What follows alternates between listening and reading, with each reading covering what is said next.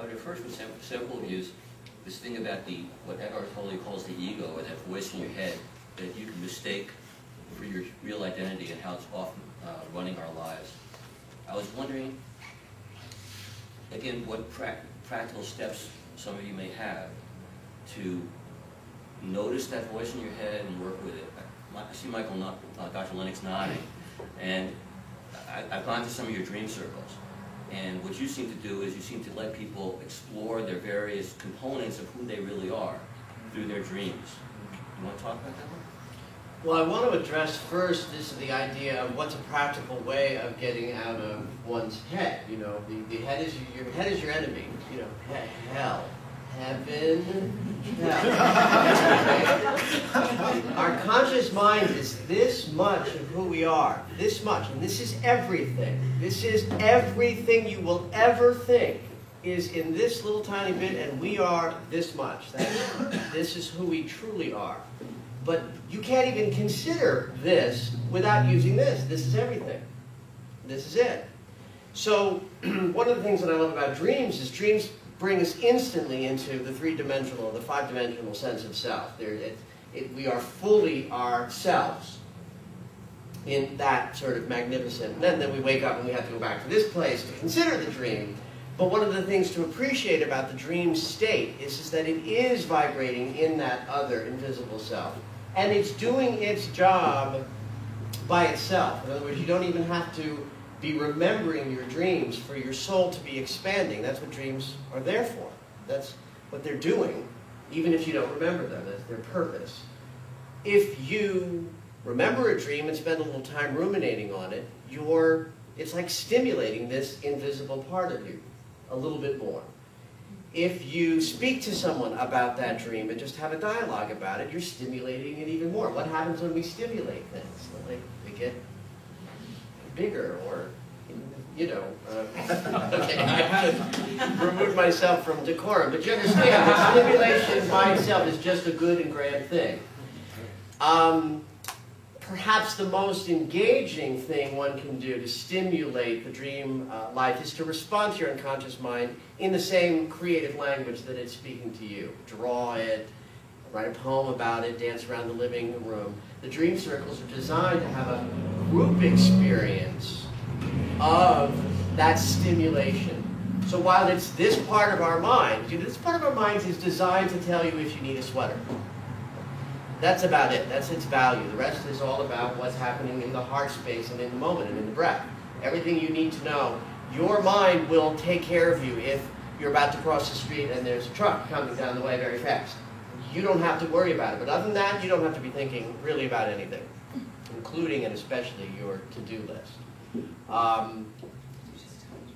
But the thing I notice in my practice, both as a psychologist, as a dream expert, and as an astrologer, is that people are not pausing and they're not breathing. So if you do nothing else in a practice, but put your hand on your heart and another one on your belly, and take a deep breath and practice pausing, that would be enough to radically change your experience. As a practical. Hi, next Michael Longo. Go ahead. All right, so secretly we know each other. We've worked together quite a bit. It's not such a secret. Yeah, it isn't. And one of the pieces that we've talked about a lot is, again, this thread of some part of me that's longing to come out, that there's hints of and clues of and sensations and ways in which there's something there. And in the dream state, the intimacy and the connecting with my dreams, Michael supports having a dream dictionary and really having a relationship with this experience and the liminal state, that state between, and a book, the state between waking and what we're calling the sleeping dream, though at some point there's a lucidity in the waking state too, where we're aware of these threads within our own experience, but also threads of possibility. And just a little quick note on the storylines, too, is that these stories that are habitual, these pattern stories, these storylines we run down without even thinking, like, whoa, I'm off. I'm into the story. To be able to, what I call, dimensionalize and have a story start to run and interrupt it and watch it as a story and start to add stories to it. So we have more than one story as a thread of possibility going on at the same time. That's an ability to step back and allow for a bigger sense of our experience, and then our experience reflected back in subconscious ways and in the collective. It's funny that this has worked out this way because I'll recognize it because we've got basically the Eckhart Tolle and the non-cool folks on it. So, it's like the Democrats and the Republicans. But I wanted to ask, before I get to somebody over here, I wanted to give John McLean a chance to talk because I remember taking your young class. And one thing I took away from the young class was this wonderful image you put up about the iceberg and the conscious mind on the tip and the unconscious mind on the bottom. And I think that speaks to kind of what this dream interpretation and how to become conscious of what your true self really is. Yeah.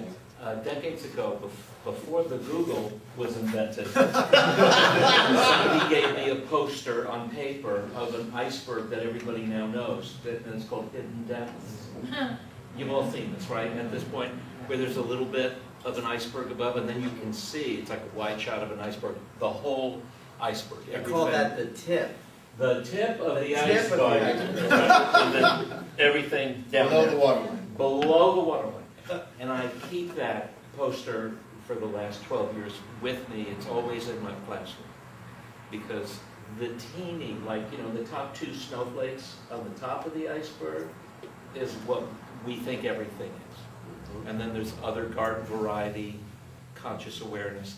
But most of the action and the content of our consciousness largely resides below our everyday awareness. And for me, in the work that we do,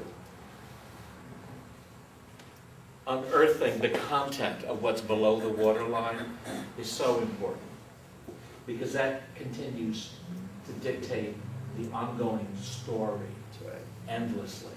Even though characters come and go and they change at the surface level, there's an urtext that goes on. I mean, do we know people, if it's not ourselves, that have been telling the same story forever? It's always the same issue. And unless we understand what's going on and what we have frozen down below there and find a way to liberate that, we're going to stay stuck in the story. And